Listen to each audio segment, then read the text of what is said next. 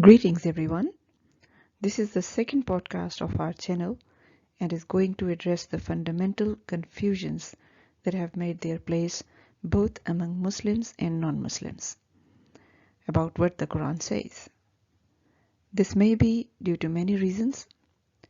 The most common one is that people mostly rely on what is interpreted by others, whether it makes sense with the credibility of the Quran or not. These reasons will be discussed in detail with relevant topics. So far, we'll talk about the most common confusions that the Quran has itself addressed in the beginning of the Quran.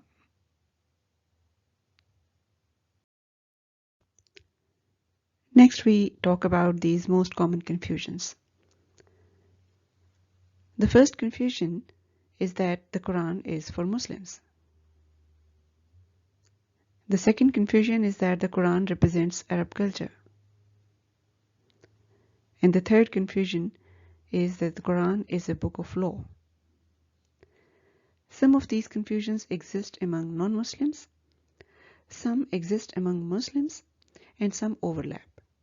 They exist among both the Muslims and the non-Muslims, and that obviously includes atheists. We will address each of the above confusions via the initial verses of the first chapter of the Quran, which clearly identify what the Quran is and who it is for. That is, the audience of the Quran. This means that those who do not fall in this definition of the audience will not be able to understand it properly. It will be a waste of time for them.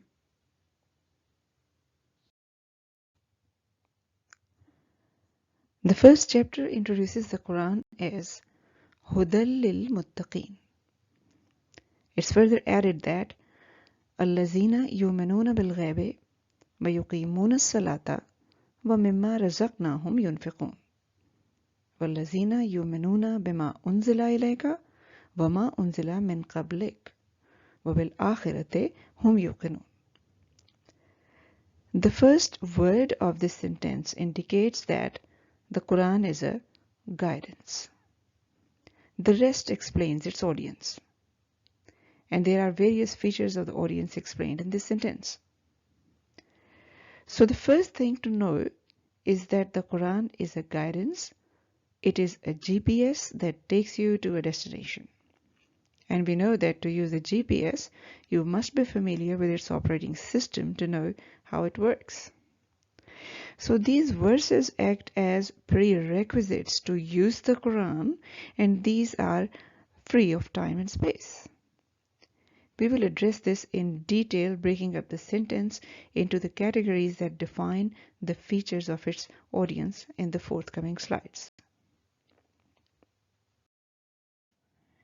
The first feature of the audience is given as Muttaqeen, as the sentence starts with Hudal lil Muttaqeen, which means that it is a guidance for those who stay away from corruption or dishonesty.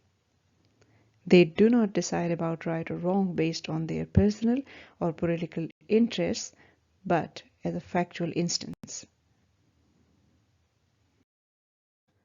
The second feature is defined as Yuminuna bil Ghaib. They believe that knowledge is limitless. No matter how knowledgeable they are components of knowledge out there that they don't know. So they are always keen to learn more and honestly.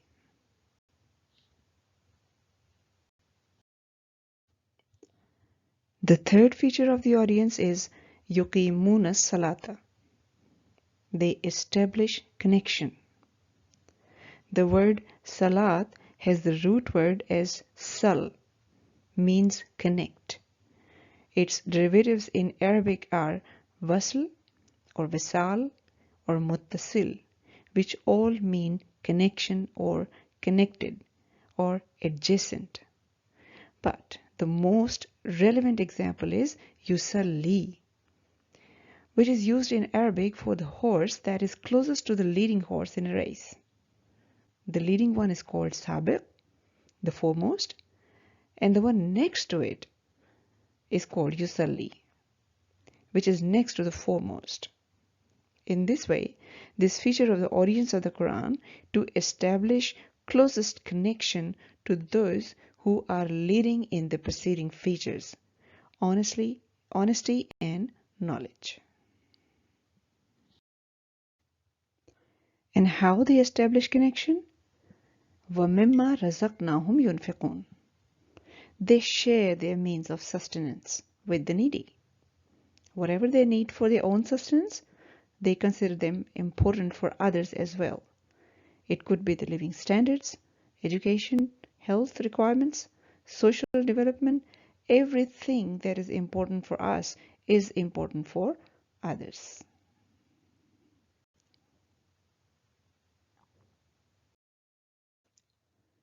Next, they possess the feature يُؤْمِنُونَ بِمَا أُنزِلَ إِلَيْكَ وَمَا أُنزِلَ مِنْ قَبْلِكَ.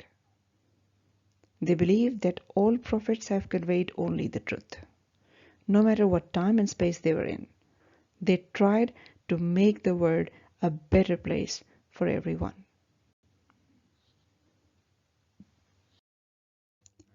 And finally, وَبِالْآخِرَةِ هُمْ يُوقِنُونَ. They believe in accountability, whether in front of God or in front of themselves, but they believe that there will be a time of assessment and compensation, where they have to pay off what they do wrong and to be paid off for what they lose. It could be today, tomorrow, in months, in years, or in the world hereafter. Now, the most important thing of the above phrase is that all these prerequisites are universal. I will explain 3 examples from the Quran. First, this is the first verse of the preface, the introduction to the Quran, Alhamd, that the Quran is introduced or commended by the creator and caretaker of all the worlds, Rabbul Alameen, for those who wish to stay on the right track, which is the pathway of the blessed, the honorable, not of the disgraced ones. Next is the first ever verse of the Quran, placed in chapter 96 according to its relevance.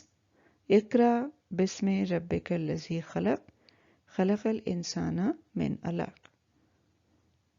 The prerequisite to understand the Quran is to read, which means observe and discover the world around and recognize its creator, who created human beings, keeping a natural connection with them. And third are the verses 1 to 4 of chapter 55, explaining the importance of education about the Quran for all humans. Ar-Rahman allama al-Quran, khalaqal insan allamahul bayan. The Creator was considerate about educating humans about the Quran, hence created them with the capability of speech and expression. We can see in all these verses that they are addressing humans, all the humans. So they are universal. Hence we can conclude that the Quran is not created for Muslims.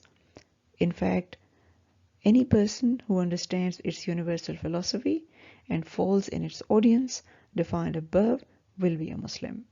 For example, in chapter 3, Al Imran, verse 67, Prophet Abraham is declared a Muslim. Secondly, the Quran does not represent any culture. If interpreted correctly, it must work for humans living anywhere. And thirdly, it offers fundamental guidance for its audience, regardless of gender, race, and ethnicity, to formulate and facilitate laws according to the requirements of their time and space. Thank you very much for listening to me.